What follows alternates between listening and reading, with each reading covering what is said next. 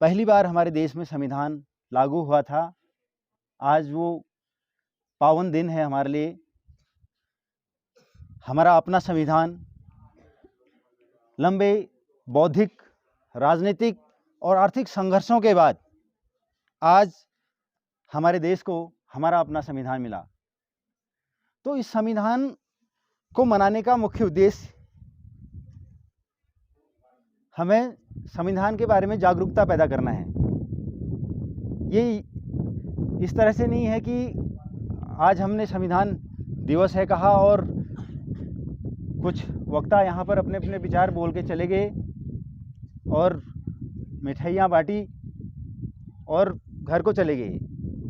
इसका मुख्य उद्देश्य है आप लोगों में जागरूकता लाना, समाज में जागरूकता लाना। तो हमें संविधान के बारे में मालूम होना चाहिए, हमारे मौलिक अधिकार क्या हैं। हमारा कोई शोषण नहीं कर सकता है, चाहे मानसिक रूप से हो, चाहे आर्थिक रूप से हो, चाहे हमें मेहनत मजदूरी करके हमारे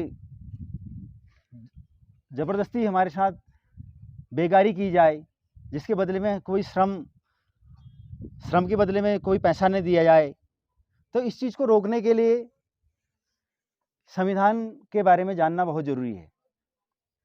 हमारे जो मौलिक अधिकार हैं, इन मौलिक अधिकारों को जानना सबसे पहले ज़रूरी है। कोई भी व्यक्ति, कोई भी संस्थान, कोई भी राज्य, कोई भी राष्ट्र, विश्व का व्यापी कोई भी संगठन हमारे मौलिक अधिकारों का हनन नहीं कर सकता है। तो ये सब कब मालूम होगा? जब आपको हमें हमारे मूल कर्तव्यों के बारे में, मूल अधिकारों के बारे में जानकारी होगी। तो आज हम संविधान दिवस मना रहे हैं। मैं तो ये कहता हूँ कि इसको हमारे पाठ्यक्रम में शामिल करना चाहिए। हालांकि हमारे पाठ्यक्रम में शामिल है, लेकिन इसको राजनीति विज्ञान के छात्र ही अध्ययन कर पाते हैं, वही इसका लाभ उठा पाते हैं। ये प्राइमरी स्तर से ही अगर ये पाठ्यक्रम में शामिल किया जाए तो जो इसका मूल उद्देश्य है हम उसको प्राप्त कर सकेंगे। हालांकि सरकार इसको और प्रतिबद्ध है।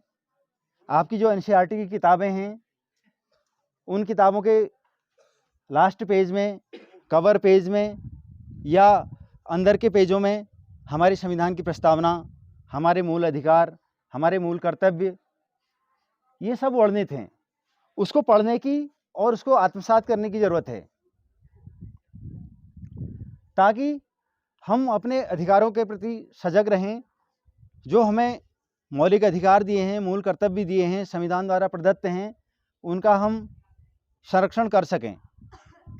देखिए, जब हमारे मूल अधिकारों का हनन होता है, एक संविधान में एक प्रावधान है कि हम मात्र एक पोस्टकार्ड की मदद से हम उस चीज़ को सुप्रीम कोर्ट में और हाई कोर्ट में पहुंचा सकते हैं, बिना किसी आर्थिक रूप से धन खर्च किए हुए। तो इन सारी चीज़ों को जानने की आवश्यकता है और एक अच्छे नागरिक के रूप में जो हमारे मूल कर्तव्य हैं कि सार्वजनिक जो चीज़ें हैं उनकी सुरक्षा करना।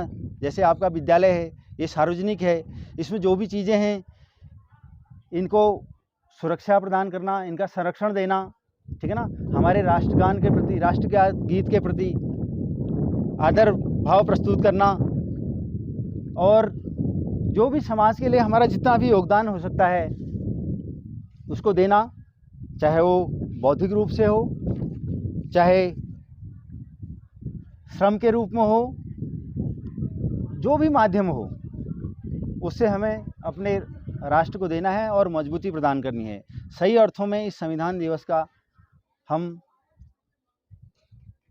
मनाने का पूरा समाज को लाभ दे पाएंगे और तभी इसकी प्रासंगिकता पूरी हो पाएगी, जिस उद्देश्य से हमारे नीति नियंताओं ने इस संविधान को बनाया है और इसको लागू, आत्मार्पित करने का और समाज में उसके अनुकूल व्यवहार करने का, एक अच्छे नागरिक के तौर पे अपने आप को प्रस्तुत करने का हम संकल्प लें और उसी के अनुरूप आगे बढ़ें। उम्मीद है कि आप लोग इस जागरूकता का भरपूर लाभ उठाएंगे और हमारे पहले तो इस विद्यालय के लिए, फिर इस क्षेत्र के लिए, फिर इस प्रदेश के लिए, फिर इस देश के लिए और मैं कहता हूँ समस्त मानव जाति के लिए एक अच्छे नागरिक के रूप में उभर कर सामने आएंगे। धन्यवाद।